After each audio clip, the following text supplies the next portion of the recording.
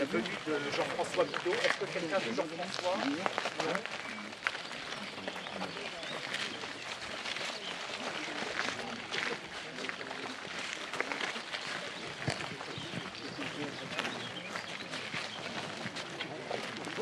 J'attendais la présence, bonjour à toutes et à tous, j'attendais la présence de Jean-François Bidot, mais il va peut-être nous rejoindre en cours de cérémonie. Jean-François est le président de l'Office de tourisme, qui est le grand maître d'œuvre de cette deuxième édition de Brazewind. La première, c'était il y a 2 ans, en 2015. Avant de démarrer, j'aimerais excuser monsieur le député du Finistère, Richard Ferrand, monsieur le ministre, et qui est représenté aujourd'hui ici par monsieur Cabon. Excusez également monsieur le préfet maritime et monsieur Philippe Paul, sénateur maire de Douarnenez, qui est représenté par monsieur Balanec, adjoint. Voilà, donc je salue mes collègues élus. Je salue la présence du comité régional du vol à voile de Bretagne, avec son président ici, Philippe de Péchy. Je salue parmi vous toutes celles et ceux qui sont passionnés par l'aviation, qui sont passionnés par ce territoire, et qui même pour certains habitent, résident ici, dans ce village de Tréfintec, dont une des jeunes représentantes, ici, Margot, à côté de moi, aura le plaisir de vous lire la biographie de Jean-Marie Lebrise. Alors c'est une occasion exceptionnelle aujourd'hui de pouvoir conjuguer à la fois un hommage au précurseur de l'aviation, Jean-Marie Lebrise en particulier. Bonjour Jean-François. Pile poil. Et puis avec la venue qui reste forcément exceptionnelle des planeurs sur la plage de Sainte-Anne-la-Palue. Certains parmi vous se rappellent d'octobre 2006. On avait eu un week-end formidable à tout point de vue. Je crois qu'il y a eu 150 décollages, 150 évolutions de planeurs. Donc Philippe de Péchy, qui était déjà le président du comité régional de vol à voile, eh bien, on a fait connaissance à ce moment-là. Alors, avant de démarrer, pour Jean-Marie Lebrise, je vais donner la parole à Jean-François Bidot, donc président de l'Office de tourisme, pour placer le grand cadre de Brazewind dans lequel s'inscrit cet événement et la venue des planeurs à Sainte-Anne-la-Palue en particulier. Merci Paul. Je suis pris un peu de cours parce que j'étais en train de bosser quand même sur le site d'à côté. Tout d'abord, je m'excuserai Gaëlle Nicolas de ne pas être présente puisque donc elle avait un autre événement à assurer, puisque donc comme vous savez c'est la communauté de communes qui porte le projet. Il y a donc 3 ans, quand on a mis en place avec un comité de pilotage des 4 communes du Porzay, qui sont représentées ici par Paul, qui sont représentés par Didier Planté, que j'ai vu là, Jean-Yves Legrand, je ne sais pas s'il est présent, et donc Claude, que j'ai vu, Claude, maire de Plomalierne. Donc loin de là de nos espérances, ce qui se passe aujourd'hui. C'est-à-dire que quand on a fait un festival du vent et de la glisse, on avait pensé à plein de choses. Donc tous les sports nautiques que l'on connaît, et de là à savoir qu'aujourd'hui on aurait eu les planeurs, merci Paul, c'est vraiment un événement extraordinaire. Puisque bon, pour la montgolfière, c'était plus facile, parce que donc on a une personne sur le Finistère qui fait des montgolfières, et puis pour l'hélicoptère, bon, c'était quand même plus pratique. Donc merci de votre venue, c'est vraiment très sympa, parce que le vent et la glisse sans les planeurs, c'était pas prévu.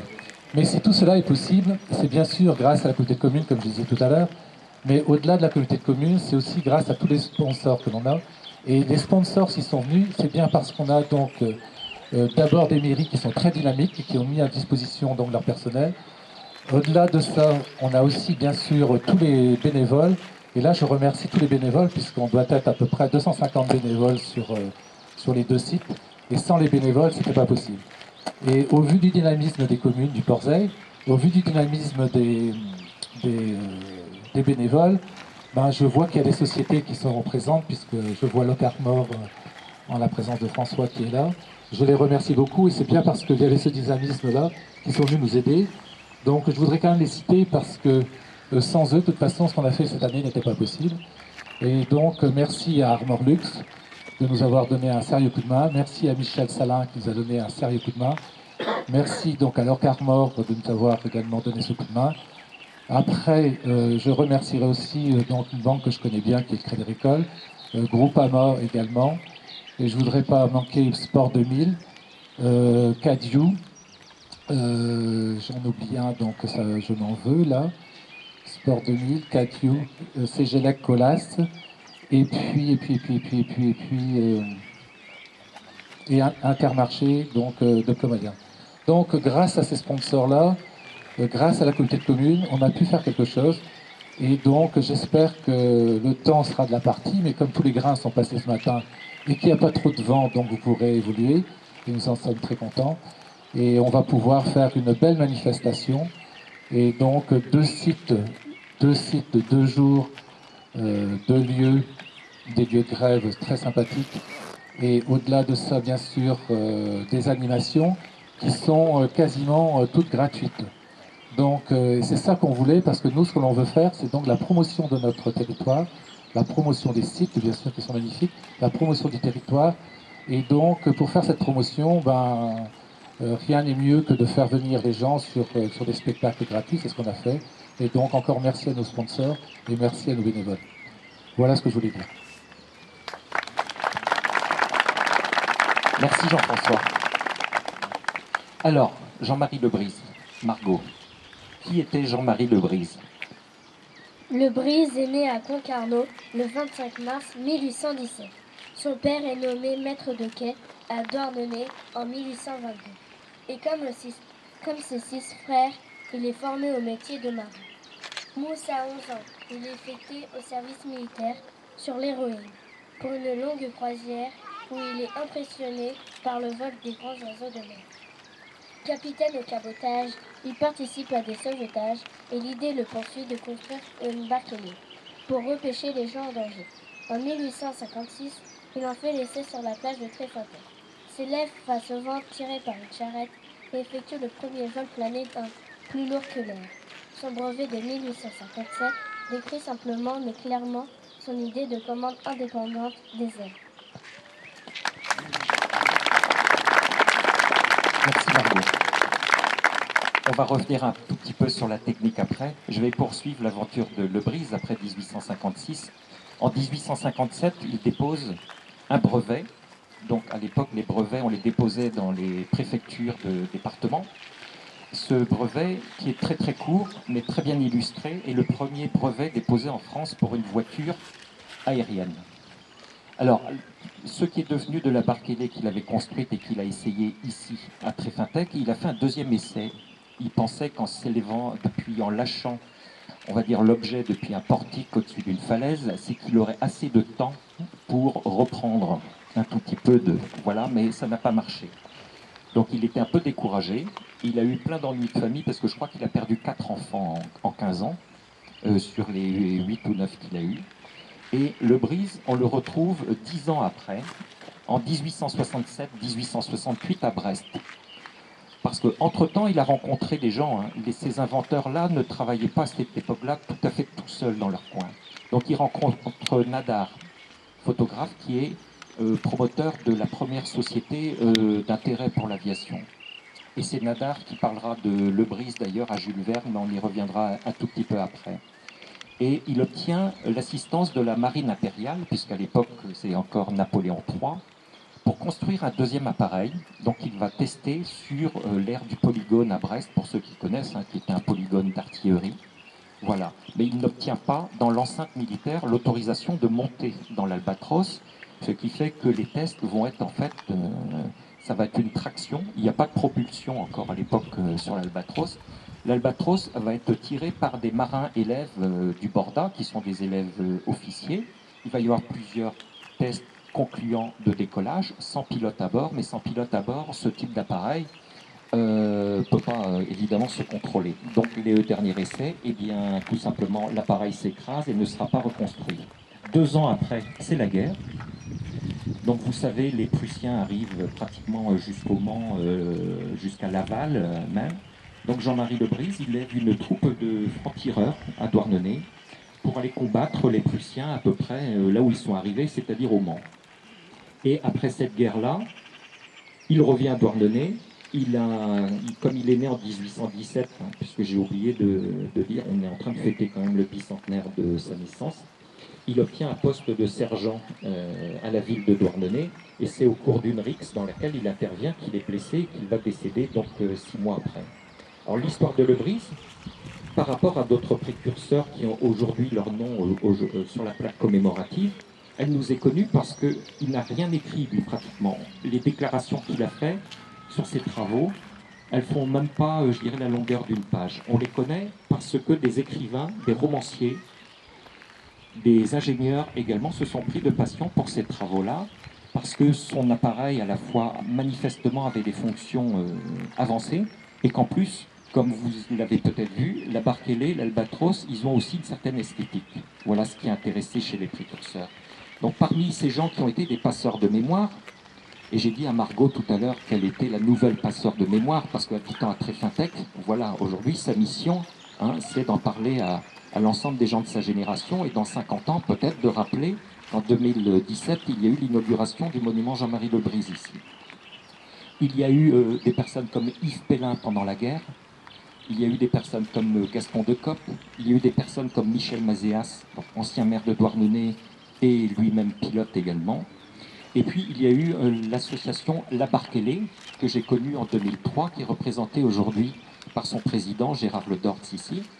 Alors, les personnes qui étaient de l'association La Barque ailée, il y a 11 ans, malheureusement, beaucoup ont disparu. En particulier Noël Le Hénaf, son président. Guy Lacan, polytechnicien, qui a fait l'étude du brevet de Jean-Marie Lebrise, le brevet de 1857.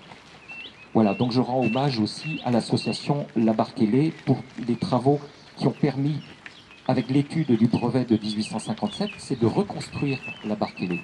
Alors, la barque ailée a été reconstruite conformément au dessin du brevet, dont on pense que si Lebrise a déposé un brevet, c'est parce que les plans de cette machine-là correspondaient à la machine qu'il avait sûrement testée un an auparavant ici à Tréfintec.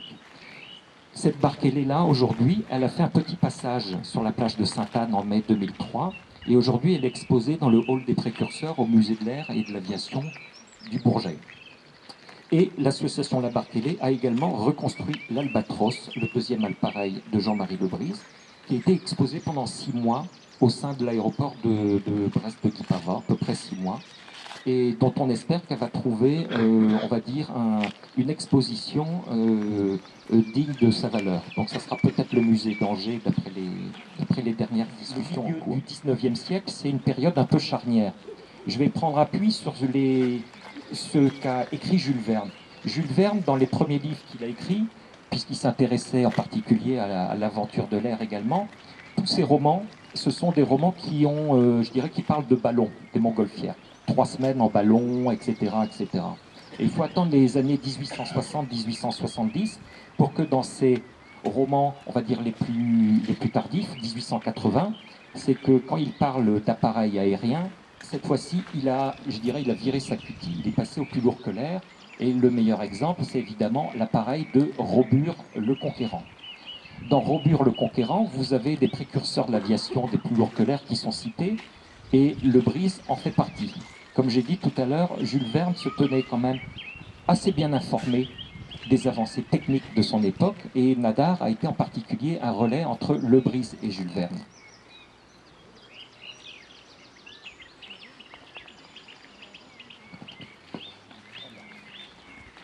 Et pour autant, je dirais, c'est pas une aventure individuelle. Bien sûr qu'on a plaisir et même on a un tout petit peu d'égoïsme ici à défendre la figure individuelle du local de l'étape, mais je crois que cette aventure-là, elle a été quand même partagée par des personnes qui avaient également la même ingéniosité, la même passion, que ce soit en France ou partout dans le monde.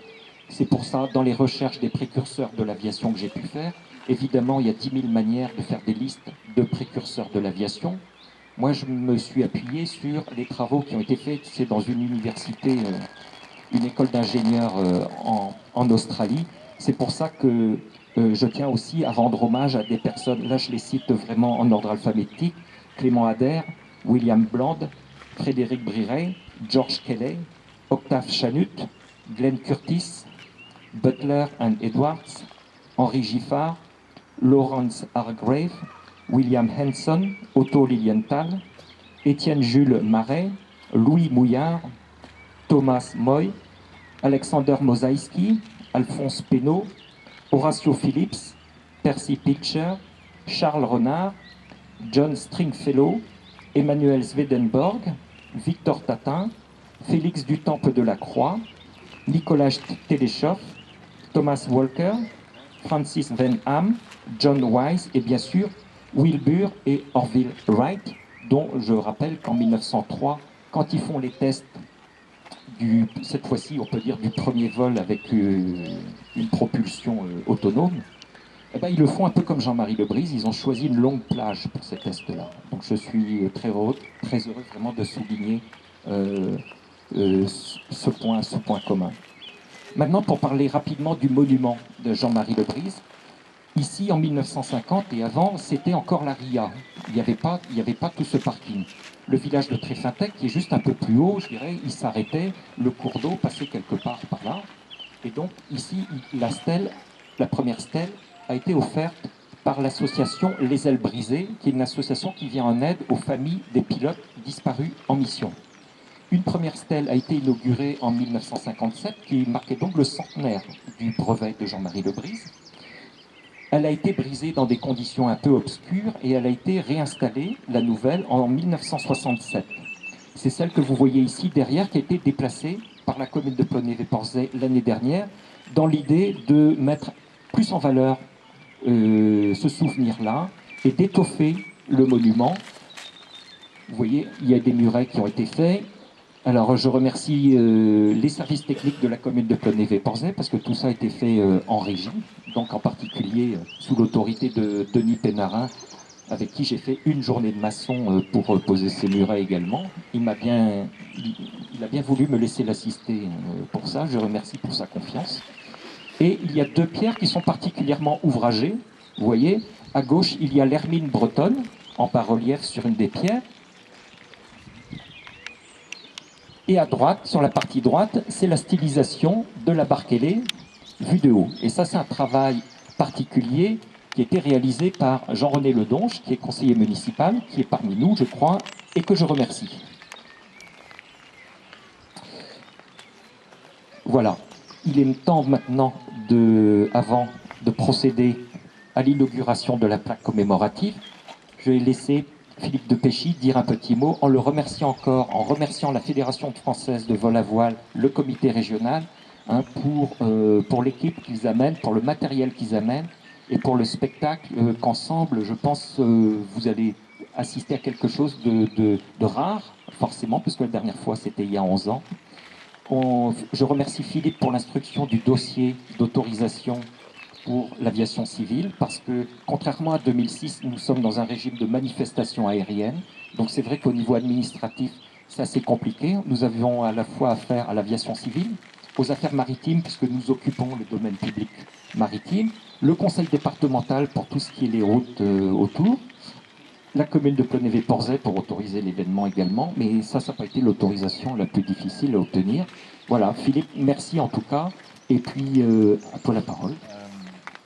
C'est vraiment un grand honneur que la commune de Plonévé-Porzay offre aux pilotes de planeurs que nous sommes de revenir sur cette plage magnifique.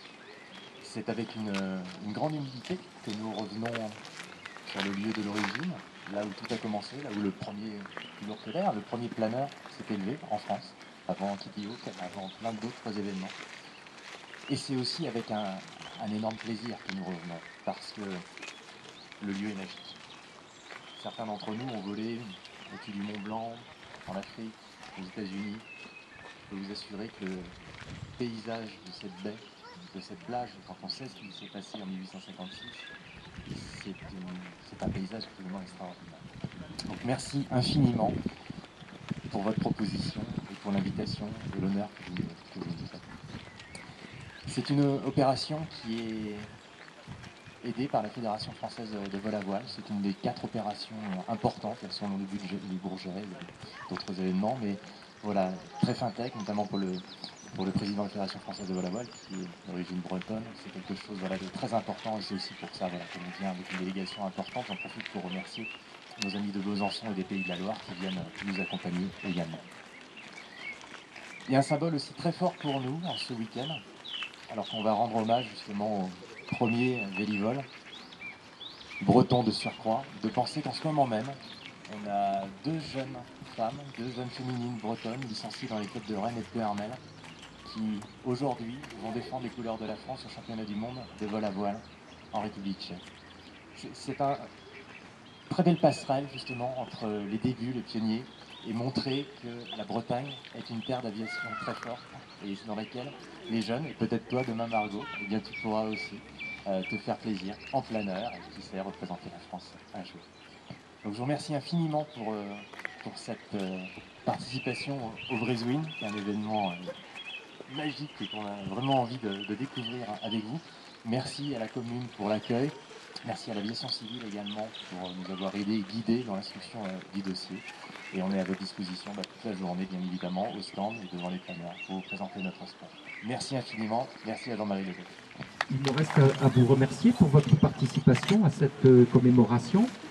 À remercier peut-être les personnes que je n'ai pas citées tout à l'heure. La gendarmerie est représentée.